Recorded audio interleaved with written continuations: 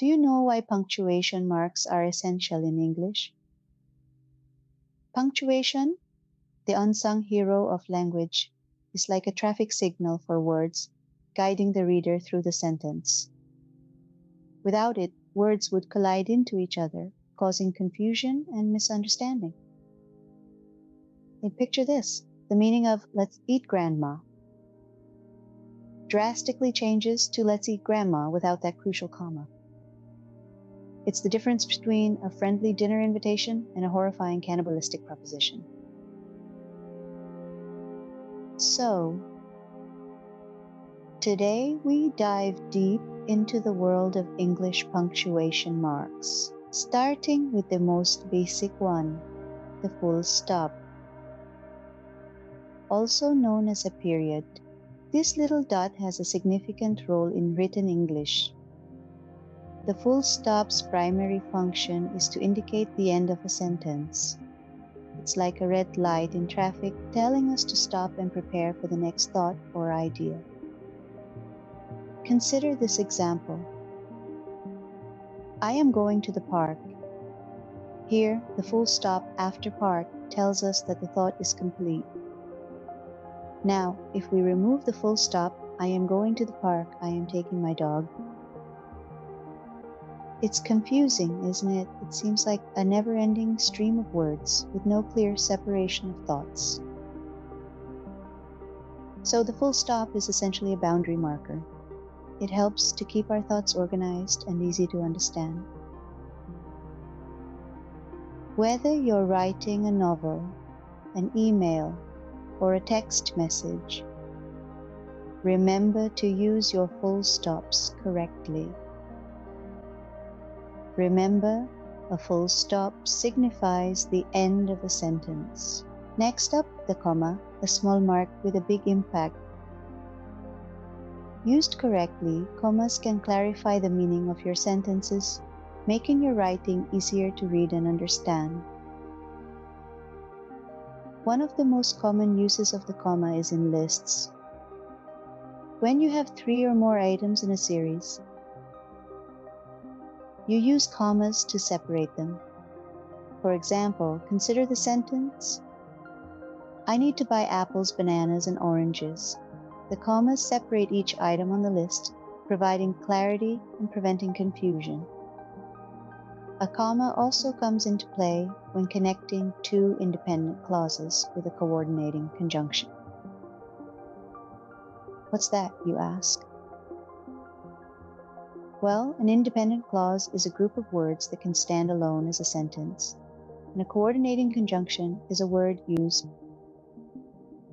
to connect these clauses. Words like and, but, or, so, yet, for, and nor fall into this category. So, if you wanted to say, I love reading books, but I don't have much free time, the comma goes right before the conjunction but. Now, let's talk about commas and pauses. Sometimes a comma is used to indicate a pause in a sentence. This is particularly common in direct speech or quotes. For instance, consider the sentence, as my grandmother always said, patience is a virtue. The comma here signals a pause before the quote begins. Commas can also be used to separate an introductory word or phrase from the main part of the sentence. For example, after a long day at work, I like to unwind with a good book. The comma separates the introductory phrase, after a long day at work, from the main part of the sentence. In essence, commas help to make our sentences clearer and easier to read. They separate items, connect thoughts, indicate pauses, and separate introductory elements. They may be small, but their impact on clarity and understanding is huge. So, a comma can provide essential breaks and clarifications in your sentences. Next time you're writing, consider whether a comma could help your sentence make more sense. Remember, punctuation is your friend, not your enemy. Let's continue our journey into the world of English punctuation in the next scene. Now, let's turn to the question mark and exclamation mark. Two of the most expressive punctuation marks in the English language, the question mark and the exclamation mark, carry a lot of weight in our communication. They add depth and tone to our sentences, serving as the written equivalent of voice intonation. So, let's dive in. The question mark, as the name suggests, is used at the end of a sentence to indicate a question. It's a signal that someone is seeking information, clarification, or confirmation. Now, the question could be direct or indirect, rhetorical or genuine. For instance, consider the sentence. Now, what time is it? Here, the question mark indicates a direct question, seeking specific information. On the other hand, I wonder if she'll come to the party is an example of an indirect question. The speaker is musing aloud, seeking confirmation more from themselves than anyone else. Next, we move to the exclamation mark. This punctuation mark is used to express strong emotions or commands. It adds emphasis and lets the reader know the sentence should be read with a certain intensity or urgency. Consider the sentence, "Watch out." Here, the exclamation mark indicates a command and urgency. It infuses the sentence with a sense of alarm, warning the reader to be alert. On the other hand, "I can't believe we won" is an expression of strong emotion, joy, surprise, excitement, all conveyed through that single, powerful exclamation mark. It's crucial to remember that while these punctuation marks can add depth and color to your writing, they should be used sparingly. An overuse of question marks, exclamation marks, can make your writing seem overly dramatic or confusing. So, in essence, question marks and exclamation marks are more than just simple punctuation. They're tools you can use to express curiosity, ask question, show surprise, or convey strong emotions. They add a layer of expressiveness to the written word, a way to communicate tone and feeling in a medium that otherwise lacks it. With question marks and exclamation marks, you can express curiosity, surprise, and strong emotions. Now on to two more complex punctuation marks, the semicolon and colon. Let's start with the semicolon. This punctuation mark often scares people, but it's really not that daunting. A semicolon is used to link two closely related sentences without using a conjunction like and or but. It's like a soft period. For example, consider the sentences. I have a big test tomorrow. I can't go to the party tonight. Here, the semicolon connects two ideas that are directly related and could stand as separate sentences. Now, let's move to the colon. This nifty little punctuation mark is used to introduce something, such as a list, a quote, or an explanation. Think of it as a drum roll for what's to come. For instance, consider the sentence, I have 3 favorite fruits, apples, oranges, and bananas. Here, the colon introduces the list of fruits. But a colon isn't just for lists. It can also introduce an explanation or an elaboration. Let's look at this sentence. She finally knew the truth. He had been lying all along. In this case, the part after the colon explains the statement before it. And yes, you can use both a semicolon and a colon in the same sentence, but be careful not to overdo it. Remember, the key is to use them where they can enhance the clarity and flow of your writing.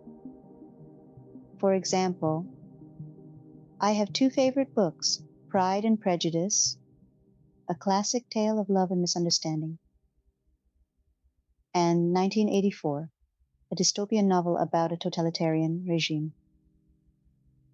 Here the colon introduces the list, and the semicolon separates the items in the list, each of which includes a brief description.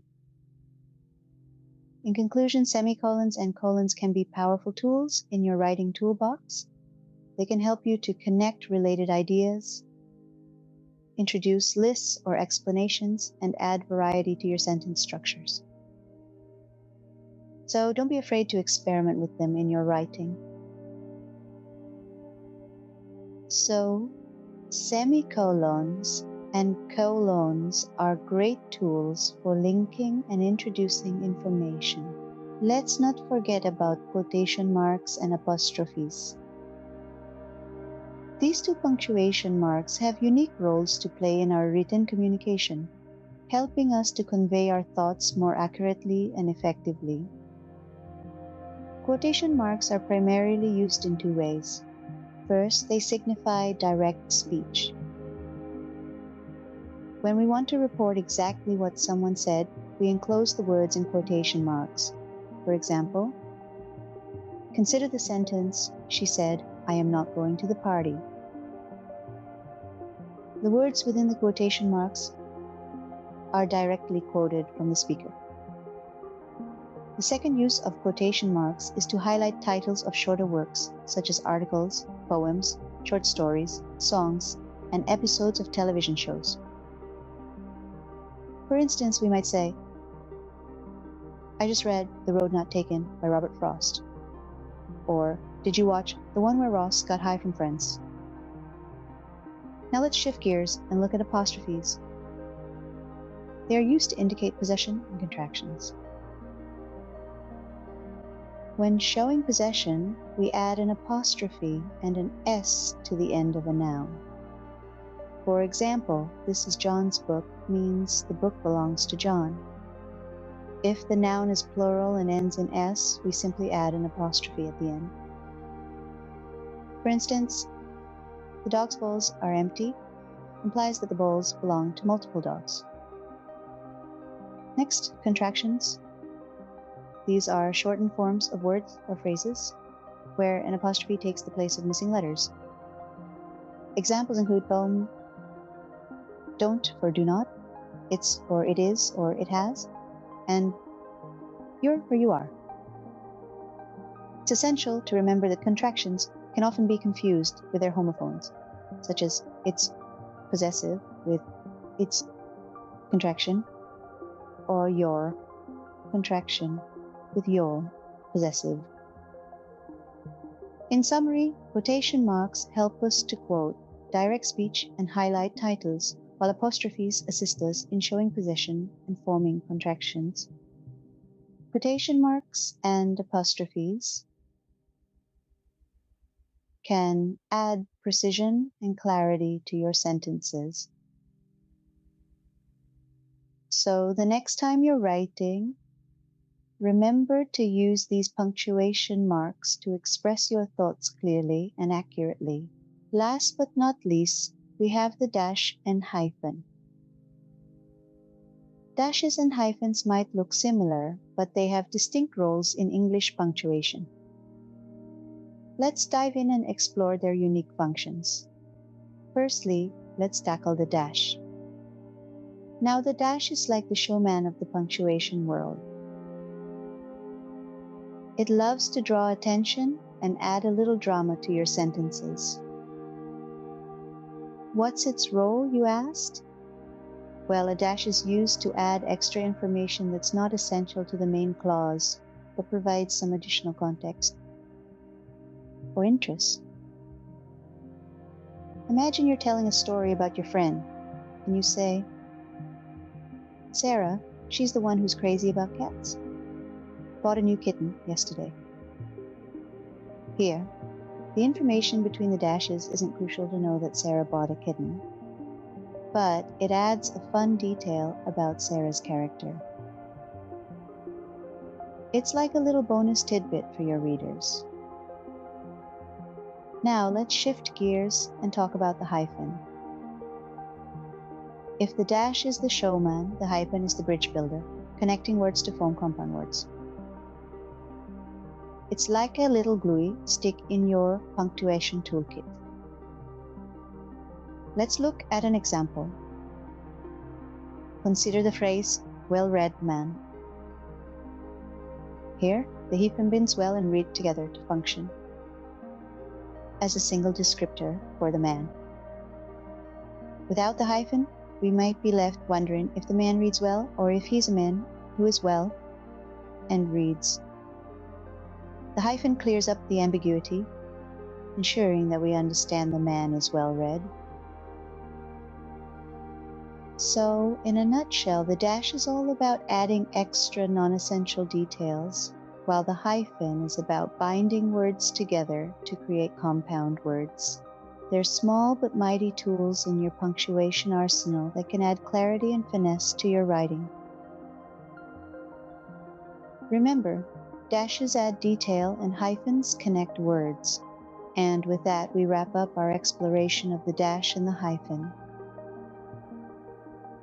Stay tuned for our next scene where we'll put your newfound punctuation. Knowledge to the test with a fun quiz. Now that you're a punctuation pro, how about a quick quiz to test your knowledge? Let's dive right in. Here's your first sentence. I love reading books, cooking, and playing soccer. Can you spot the missing punctuation? That's right. There should be commas after books and cooking to separate the list of activities. So, the correct sentence is, I love reading books, cooking, and playing soccer. Now on to the second sentence. She asked, where are you going? What's missing here? Yes, indeed. We need a question mark at the end, as it's a direct question. The correct sentence should read, she asked, where are you going? Let's move on to the third challenge. It's a lovely day, isn't it?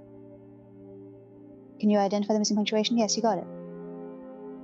An apostrophe is needed in it to indicate the contraction for it is. Also, a question mark is needed at the end. So, the correct sentence is, it's a lovely day, isn't it? Next up we have, John's car, a red convertible, is parked outside. What seems to be missing here? Absolutely correct. We need an apostrophe in John's to show possession and commas to separate the clause, a red convertible. So, the correct sentence should be, John's car, a red convertible, is parked outside. For our next sentence, she said, I'm leaving. Can you spot the error? Yes, indeed. We need quotation marks around I'm leaving to denote direct speech. The correct sentence should read, she said, I'm leaving. Next we have, the meeting is scheduled for 10 a.m., don't be late. What's missing here? Yes, you're right. We need a colon after 10 a.m. and an apostrophe in don't. So the correct sentence is, the meeting is scheduled for 10 a.m., don't be late. Now let's look at this sentence. He's a well-known author. Can you identify the missing punctuation? Spot on. We need a hyphen between well and known to create a compound adjective. So the sentence should read, he's a well-known author.